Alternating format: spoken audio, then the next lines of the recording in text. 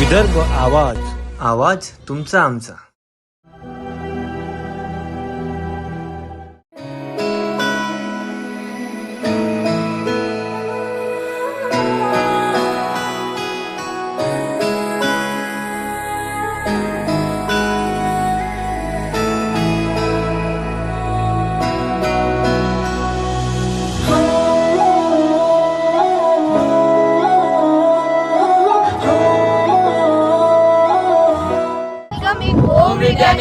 CBSE school. Admissions are open. Session. नमस्कार मंडळी, विदर्भ आवाज न्यूज चॅनल मध्ये सर्व प्रेक्षकांचे हार्दिक स्वागत. नागपूरमध्ये पतंजली फूड अँड हर्बल पार्कचे उद्घाटन. संत्रा उत्पादक शेतकऱ्यांसाठी सुवर्ण संधी. नागपूरच्या मिहान येथे उभारण्यात आलेल्या Patanjali food and herbal park प्रकल्पाचे उद्घाटन रविवारी केंद्रीय मंत्री नितीन गडकरी आणि मुख्यमंत्री देवेंद्र फडणवीस यांच्या हस्ते पार पडले. या प्रकल्पामुळे संत्रा उत्पादक शेतकऱ्यांसाठी मोठी बाजारपेठ उपलब्ध होणार असून दिवसाला सुमारे 800 टन संत्र्यांची आवश्यकता भासणार आहे. यावेळी केंद्रीय मंत्री नितीन गडकरी यांनी सांगितले की या प्रकल्पामुळे शेतकऱ्यांचे उत्पन्न वाढेल आणि निंबू वर्गीय फळांचा पुरवठाही मोठ्या प्रमाणात होईल. संत्रा बीज आणि कलम निर्मितीसाठी आधुनिक नर्सरी उभारण्याची मागणी राज्य शासनाकडे करण्यात आली आहे. मुख्यमंत्री देवेंद्र फडणवीस यांनी यावेळी सांगितले की पतंजली फूड आणि हर्बल पार्कमुळे संत्रा उत्पादक शेतकऱ्यांचा माल प्रक्रिया करून बाजारात जाईल. येथे संत्र्यांची ग्रेडिंग, साठवण आणि विविध प्रक्रिया उद्योग उभारले जाणार आहेत. राज्य शासन या प्रकल्पाला पूर्ण सहकार्य करणार आहे. यावेळी योग गुरु स्वामी रामदेव बाबा, पतंजली आयुर्वेद लिमिटेडचे व्यवस्थापकीय संचालक आचार्य बाळकृष्ण, कृषी राज्यमंत्री ॲडव्होकेट आशिष जयस्वाल, आमदार डॉक्टर आशिष देशमुख, समीर मेघे आदी मान्यवर उपस्थित होते. हा प्रकल्प नागपूर आणि विदर्भातील संत्रा उत्पादकांसाठी वरदान ठरणार असून स्थानिकांना मोठ्या प्रमाणात रोजगाराच्या संधी उपलब्ध होणार आहेत. राज्य शासन आणि पतंजली संयुक्तरित्या संत्रा उत्पादन व प्रक्रिया क्षेत्रासाठी आधुनिक सुविधांयुक्त नर्सरी उभारणार असल्याची माहिती देण्यात आली. कि हमारे विदर्भ में 10,000 से ज्यादा किसानों ने आत्महत्या की है. ये आत्महत्या का मूल कारण यही रहा है कि यहाँ ज़्यादातर लोग किसान कपास लगाते हैं, कुछ विभाग में सोयाबीन लगाते हैं और फलों के रूप में संतरा, ऑरेंजेस, ये यहाँ के किसानों की फसल से महत्वपूर्ण फसल है. पर इसको ठीक प्रकार से भाव न मिलने के कारण प्राइस मैकेनिज्म में किसानों का काफ़ी नुकसान हुआ और जिसके कारण आज बहुत बड़े प्रमाण पर किसान समस्याओं का सामना कर रहे थे.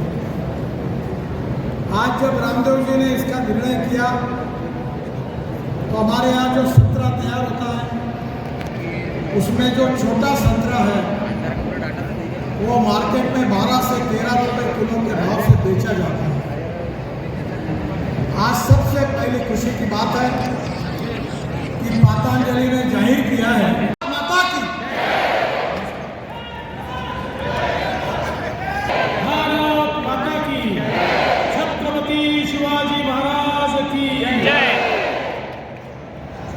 राज्य के संस्थापक छत्रपति शिवाजी महाराज को नमन करता हूँ. Patanjali food and herbal park के इस भव्य उद्घाटन समारोह में हमारे बीच उपस्थित हम सभी के लाडले नेता, हमारे मार्गदर्शक और भारत के इंफ्रास्ट्रक्चर मैन आदरणीय नितिन जी गडकरी, पतंजलि का सपना जिन्होंने देखा और उसको भव्य रूप से साकार किया, ऐसे हमारे योग पुरुष और पूरे देश में और दुनिया में योग को प्रतिष्ठा जिन्होंने दिलवाई, ऐसे श्रद्धेय हमारे बाबा जी, बाबा रामदेव जी, और भगवे के साथ साथ सफेद का मिलन, ये एक ऐसा मिलन है कि ये दोनों मिलकर एक बहुत बड़ी क्रांति करते हैं. ऐसे हमारे आचार्य बालकृष्णन जी उद्घाटित हो रहा है. मुझे याद है कि आज से 9 साल पहले रखी थी, कई तकलीफें आई। मैं जब भी आचार्य जी को और बहुत बढ़िया दूसरी मैं जब भी बाबा जी को और आचार्य जी को मिलता था, मैं कहता था नागपुर, उन्होंने कहा, वो कहते थे चिंता मत करिए, कितनी भी आने दीजिए, हम नागपुर का काम पूरा करेंगे, और उन्होंने करके दिखाया। और मैं ये बात और एक बताना चाहता हूं, जिस समय हमने उनको नागपुर में आने का अनुरोध किया, कई राज्यों की सरकारें मुफ्त में जमीन दे रही थी और बुला रही थी, लेकिन मैंने और आदरणीय गडकरी जी ने उनको निवेदन करने के बाद बाबा जी ने कहा, चाहे जो हो जाए, मैं विदर्भ में ही आऊंगा, मैं नागपुर में ही आऊंगा। और बाबा जी को जमीन मुफ्त में नहीं दी गई, सीधी आवंटित भी नहीं की गई। हमने बाबा जी को कहा, बाबा जी हमारे यहाँ तो पारदर्शिता है, हम तो टेंडर बुलाएंगे और जो जमीन का सबसे ज्यादा भाव देगा उसको जमीन देंगे, तो हमारी।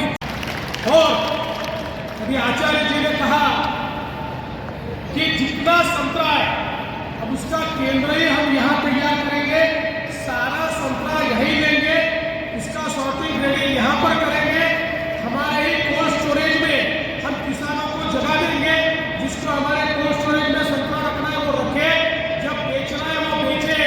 तो मैं ऐसा मानता हूँ कि केवल इस प्रकल्प के लिए नहीं, तो हमारे सारे संतरा उत्पादन करने वाले किसानों के लिए ये केंद्र एक वरदान साबित होगा, ऐसा मैं कहना चाहता हूँ। और उसके साथ साथ सभी फलों का भी प्रोसेसिंग यहाँ पर होगा।